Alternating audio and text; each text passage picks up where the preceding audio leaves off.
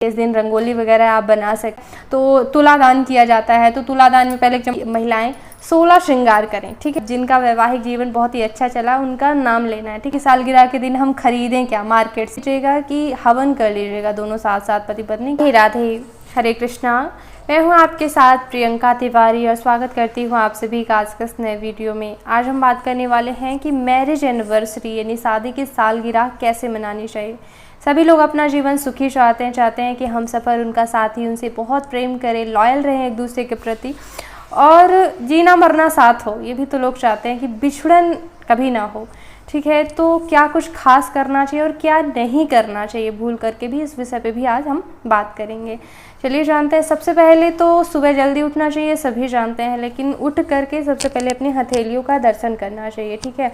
वैसे पूरा एक वीडियो दूंगी कि सुबह की शुरुआत कैसे करना चाहिए, उस पर मंत्र भी बताऊंगी, लेकिन एक ही दिन में मंत्र याद तो होगा नहीं। तो शादी की सालगिरह के लिए जो है मंत्र नहीं बता रही हूँ यहाँ पे। आपको क्या बोलना है, किसी बहुत ही अच्छे जोड़े का, मतलब जिनका वैवाहिक जीवन बहुत ही अच्छा चला उनका नाम लेना है, ठीक है। जैसे कि जन्मदिन होता है तो जो लोग चिरजीवी हैं, जिनकी लंबी बहुत ज़्यादा आयु है, उनका नाम लिया जाता है। जैसे कि हनुमान जी का, विभीषण जी का, इनको नमस्कार किया जाता है, जो कि आज कलयुग में भी जीवित है, इन्हें वरदान है, ठीक है। तो इसी तरह से जो है आपको जोड़ों का नाम लेना है। तो सीता राम या फिर गौरी शंकर जो है, गौरी शंकर बोल करके जो है आप सुबह उठें, सुबह की शुरुआत करें। भगवान के सभी नाम शुभ होते हैं। आप जो भी आपको प्रिय लगते हो, हमेशा आप जिनका नाम लेते हो इष्ट देव का नाम लेकर के आप उठिएगा। धरती माँ को भी जो है प्रणाम कीजिएगा। दूसरा कार्य, इसके बाद स्नान ध्यान से निवृत्त हो जाने के बाद जो है सबसे पहले भगवान की पूजा करनी है, ठीक है। तो इस दिन जो है तुलसी माता की विशेष पूजा होनी चाहिए, ठीक है। कई लोग कहते हैं तुलसी माता को सिंदूर नहीं लगाया जाता, लेकिन ऐसा नहीं है। जो कुंवारी तुलसी माँ, मतलब कि हमने जिनका विवाह नहीं किया, उनको सिंदूर नहीं लगाया जाता है, बाकी को लगाया जाता है, ठीक है। अगर नहीं लगाना चाहते तो फिर कुमकुम रोली लगा दें, जो लाल रंग का होता है। ये मैंने सिंदूर लगा रखा है, लेकिन जो मतलब लाल होता है, कत्था होता है, उसको कुमकुम रोली वगैरह भी बोलते हैं कई क्षेत्रों में, उसको लगा लीजिएगा। अगर आपके मन में शंका है कि सिंदूर नहीं लगाते, वैसे लगा सकते हैं। जिनका हमने तुलसी जी का विवाह घर में कर लिया एकादशी के बाद, उनको हम लगा सकते हैं सिंदूर, ठीक है। तुलसी माता की विशेष पूजा क्यों कह रही हैं, क्योंकि तुलसी माता जी को जो है सदा सौभाग्यवती रहने का आशीर्वाद है, ठीक है। और अगर पुरुष भी जो है तुलसी माता जी की विशेष पूजा करते हैं, वैसे आज के दिन हर काम जो है दोनों जोड़ों को साथ में करना चाहिए, ठीक है, अकेले नहीं करना चाहिए, दोनों साथ में ही करें। तो पुरुषों को भी बड़ा लाभ है अगर वो तुलसी जी की पूजा करते हैं, क्योंकि पूरा पुराण में वर्णन मिलता है कि जो तुलसी जी की पूजा एक मंत्र भी है। तो मंत्र की आज चर्चा नहीं करेंगे।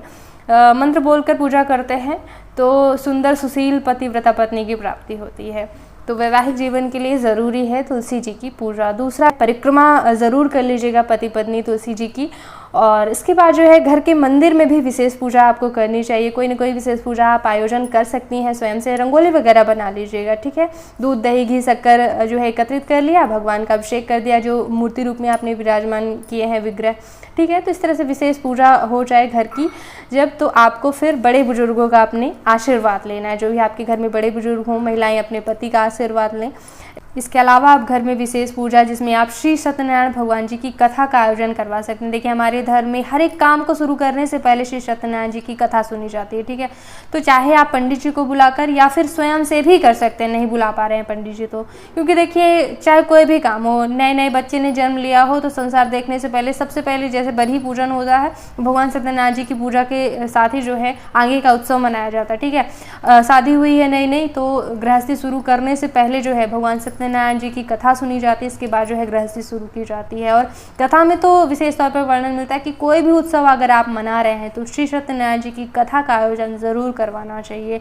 तो मैंने पूरा वीडियो भी बनाया हुआ है। अगर आप पंडित जी को नहीं बुला पा रहे हैं तो स्वयं से पति पत्नियां बढ़िया तैयारियां कीजिए, पूरी सामग्री इकट्ठा करके और फिर जो है पूजा कीजिए। इसके बाद कथा का अलग वीडियो है, तो कथा को प्ले करके जो है आप कथा भी सुनने का आनंद ले सकते हैं। पुण्य प्राप्त होता है कथा सुनने से, तो दोनों काम आपके हो जाएंगे। इस तरह से या तो स्वयं से कीजिए या फिर पंडित जी को बुलाइए। पंडित जी को बुलाने से क्या होगा कि ब्राह्मण भोजन का भी जो है आपको पुण्य मिल जाता है, तो कई कार्य एक साथ हो जाते हैं। तो जैसा संभव हो आपको वैसा करना चाहिए। और ख़ास काम कीजिएगा कि हवन कर लीजिएगा दोनों साथ साथ पति पत्नी, क्योंकि जो है हवन कर कर नहीं पाते हैं, कभी पत्नी व्रत रहें कभी पति व्रत रहें, तो दोनों एक साथ बैठ नहीं पाते हैं, मतलब कभी कभार ही बैठते हैं जब पंडित जी आते हैं। तो अगर नहीं भी आए घर में पंडित जी तो एक सिंपल हवन का आयोजन ज़रूर कर लीजिएगा, ठीक है।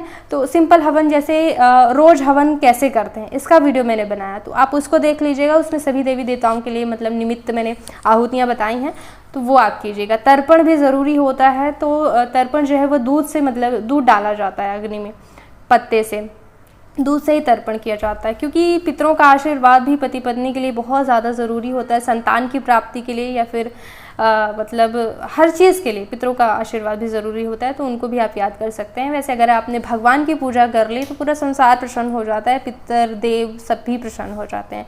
तो अगर आप भगवान के पास जाएं तो और अधिक अच्छा होगा। सत्यनारायण भगवान की पूजा से सारी मनोकामनाएं आपकी सिद्ध हो सकती हैं। अगला कार्य है, नहीं जा पा रहे हैं या नहीं आयोजन करवा पा रहे हैं सत्यनारायण भगवान की पूजा का, तो गौरी शंकर के मंदिर जाइएगा, ठीक है। और वहाँ एक ख़ास उपाय कीजिएगा कि आप जो है एक मतलब वो ले जा सकते हैं कलावा, और वहाँ गठबंधन कर दीजिएगा गौरी माता और भोलेनाथ का, मतलब दोनों को ऐसे ऐसे फिरा करके जो है गठबंधन किया जाता है। तो गठबंधन करने से जो है वैवाहिक जीवन आपका मतलब सुखमय बीतेगा, मजबूत रहेगा, प्रेम बना रहेगा, ठीक है। गौरी शंकर का जो है आशीर्वाद लेना है, दूध दही घी शक्कर शहद सभी चीज़ें ले जाइए, स्नान कराइए भगवान को, माता गौरी को एक चुनरी अर्पित कीजिए, और हाँ सुहाग की सामग्री ज़रूर अर्पित करना है महिलाओं को, ठीक है। तो चूड़ी बिंदी सिंदूर ये तो विशेष ही है, नहीं है तो चूड़ी और सिंदूर तो ज़रूर ही होना चाहिए, तो ये माता को ज़रूर अर्पित करें इस दिन। कोई उपाय नहीं कर पा रही हैं महिलाएं, जैसे पुरुषों को अगर ऑफिस जाना है, पति पत्नी साथ में नहीं जा पा रहे हैं, तो महिलाएं जाएं तो सुहाग सामग्री ज़रूर ले जाएं, वहाँ पे गौरी माता को मतलब चढ़ाएं, और चढ़ाने के बाद एक एक चूड़ी एक चूड़ी इसमें पहन लीजिएगा और फिर दान कर दीजिएगा, ठीक है। या फिर दान करने का भी बहुत ज़्यादा महत्व होता है। जब भी आप सौभाग्य की सामग्री दान करते हैं तो आपकी सौभाग्य की आयु लंबी होती है, दान करना महत्वपूर्ण होता है।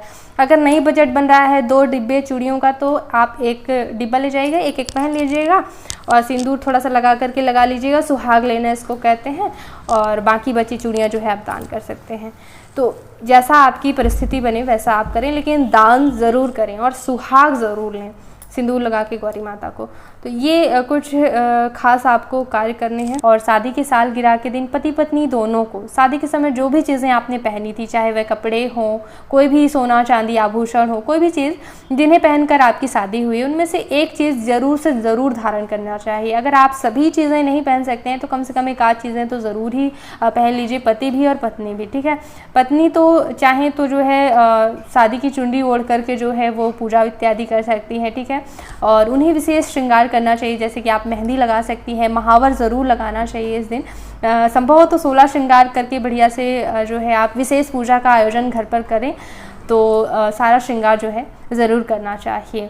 पति भी जो है जैसे कि अंगूठी वगैरह हो गया, कुछ भी टाई वगैरह, तो वो ज़रूर जो है एक दिन धारण कर लेना चाहिए। और जैसे कि लोग पार्टी मनाते हैं, केक वगैरह कट करते हैं, तो ये भी आप कर सकते हैं, ऐसा कोई दिक्कत वाली बात नहीं है। लेकिन जैसे कि हमारे यहाँ जो है रीतियाँ दीपक प्रज्वलित करने की हैं, यानी कि प्रकाश करने की, हमारे जीवन में प्रकाश आए ना कि प्रकाश बुझ जाए, तो इसलिए जो है कैंडल वगैरह अगर आप ना बुझाना चाहें तो मेरे अनुभवों के आधार पर जो है दीपक कैंडल वगैरह बुझाना नहीं चाहिए। हमें अपने जीवन में प्रकाश मतलब करने की आशा है, हम चाहते हैं, इच्छा हमारी ये होती है कि हमारा जीवन प्रकाशमय रहे, अंधेला ना रहे।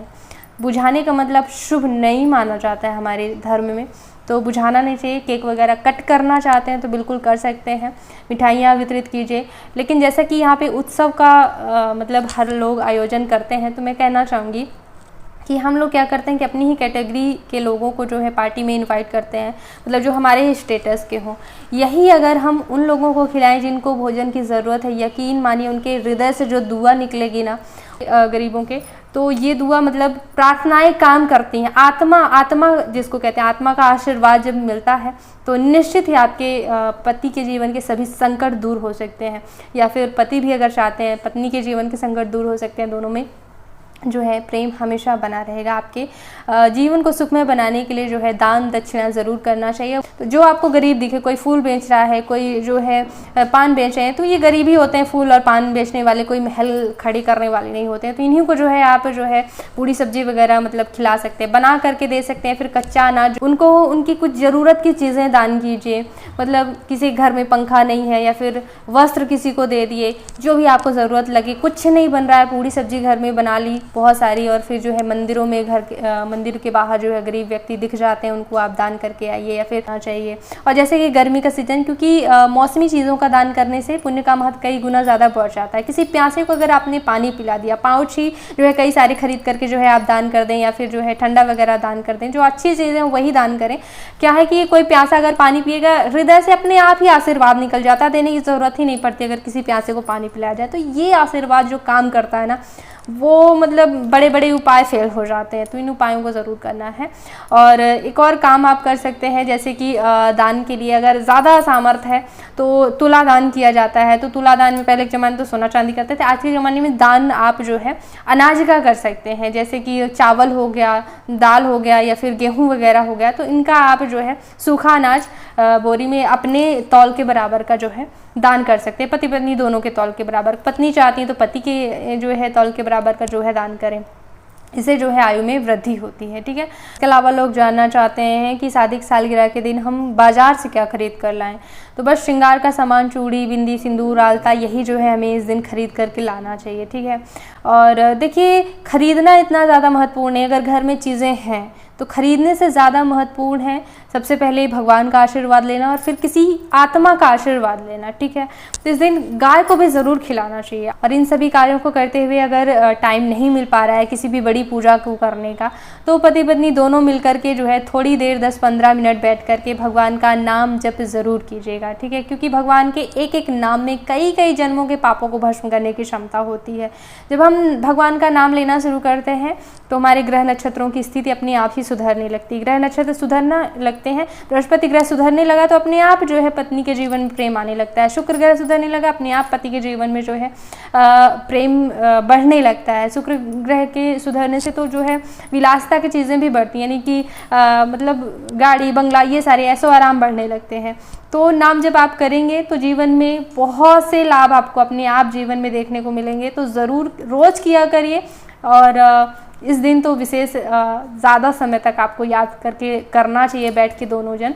तो माला हो तो ठीक है, बिना माला के भी जैसे सीताराम सीताराम, गौरी शंकर ऐसे कुछ देर नाम जप कर लिया, यही आपके जीवन को सुखद बनाने का सबसे बड़ा महा उपाय होगा, चाहे वह शादी की सालगिरह का हो या फिर जन्मदिन का। तो कैसा लगा आपको ये वीडियो? अगर कोई विशेष प्रश्न है तो आप मुझे इंस्टाग्राम में मैसेज में भी पूछ सकते हैं। और एक बार चैनल पे ज़रूर आइए, क्योंकि बहुत महत्वपूर्ण वीडियो देती रहती हूँ। जब भी ग्रंथों शास्त्रों से पढ़ती हूँ, शुद्ध जानकारी उपलब्ध कराती हूँ। तो एक बार आइएगा ज़रूर। इस वीडियो को देखने के लिए बहुत बहुत धन्यवाद। राधे राधे।